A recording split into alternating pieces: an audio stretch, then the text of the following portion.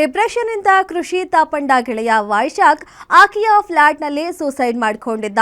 ಆ ಸಂಬಂಧ ತನ್ನ ಪತಿಯ ಸಾವಿಗೆ ಸಂಬಂಧಿಸಿದಂತೆ ಯಾರ ಮೇಲೆ ಅನುಮಾನ ಇಲ್ಲ ಅಂತ ದೂರಿನಲ್ಲಿ ಉಲ್ಲೇಖಿಸಿರೋ ವೈಶಾಖ್ ಪತ್ನಿ ಕೃಷಿ ತಾಪಂಡ ವಿರುದ್ಧ ಪರೋಕ್ಷವಾಗಿ ಆರೋಪ ಮಾಡಿದ್ದು, ತನ್ನ ಪತಿಯ ಸಾವಿಗೆ ನಿಖರ ಕಾರಣ ತಿಳಿಯಬೇಕಾಗಿದ್ದು ತನಿಖೆ ಮಾಡುವಂತೆ ಮನವಿ ಮಾಡಿದ್ದಾಳೆ. ಈ ಕುರಿತ ಸ್ಟೋರಿ ಇಲ್ಲಿದೆ ನೋಡಿ. ಕೃಷಿ ತಾಪಂಡ ಗೆಳೆಯ ಸೂಸೈಡ್ ಕೇಸ್ಗೆ ದಿನಕ್ಕೊಂದು ಟ್ವಿಸ್ಟ್. ಕೃಷಿ ಸಹವಾಸ ಬಿಡುವಂತೆ ವೈಶಾಖ್ ಪತ್ನಿ ಗಲಾಟೆ ಮಾಡಿದ್ರ.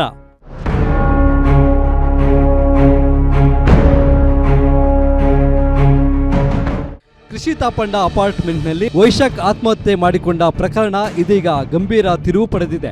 ಈ ಸಂಬಂಧ ಮೃತನ ಪತ್ನಿ ಮೇಘಾ ರಾಜರಾಜೇಶ್ವರಿ ನಗರ ಪೊಲೀಸರಿಗೆ ದೂರು ಸಲ್ಲಿಸಿದ್ದು, ಘಟನೆಯ ಇಂದಿನ ಸಂಪೂರ್ಣ ಸತ್ಯ ಹೊರಬರಬೇಕೆಂದು ಮನವಿ ಮಾಡಿದ್ದಾರೆ. ಮಾಹಿತಿಯ ಪ್ರಕಾರ ವೈಶಾಖ್ ಮತ್ತು ಮೇಘಾ 2010ರಲ್ಲಿ ವಿವಾಹವಾಗಿದ್ದರು. ದಂಪತಿಗೆ ಒಬ್ಬ ಮಗನಿದ್ದು, ವೈಶಾಖ್ ವೀರಭದ್ರ ನಗರದಲ್ಲಿ ಐಷಾರಾಮಿ ಕಾರುಗಳ ಗ್ಯಾರೇಜ್ ನಡೆಸುತ್ತಿದ್ದರು. ಆರಂಭದಲ್ಲಿ ದಾಂಪತ್ಯ ಜೀವನ ಸುಗಮವಾಗಿದ್ದರು.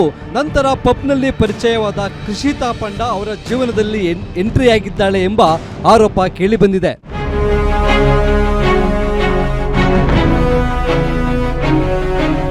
ಕೃಷಿ ತಾಪಂಡ ಜೊತೆಗೆ ವೈಶಾಖ್ಗೆ ಅನೈತಿಕ ಸಂಬಂಧ ಇದೆ ಎಂದು ತಿಳಿದ ನಂತರ ಕುಟುಂಬದವರು ಆ ಸಂಬಂಧವನ್ನು ಬಿಡುವಂತೆ ಎಚ್ಚರಿಸಿದ್ದರು.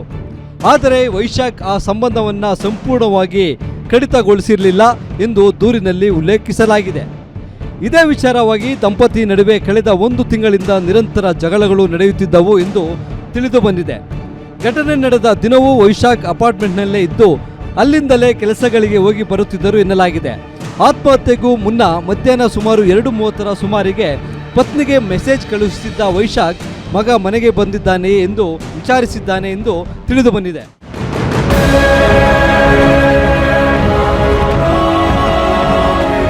ಆದರೆ ರಾತ್ರಿ 11:30ಕ್ಕೆ ರಾಜರಾಜೇಶ್ವರಿ ನಗರ ಪೊಲೀಸರಿಂದ ಮೇಘಾಗೆ ಕರೆ ಬಂದಿದ್ದು, ಪತಿಯ ಸಾವಿನ ಸುದ್ದಿ ತಿಳಿಸಲಾಗಿದೆ.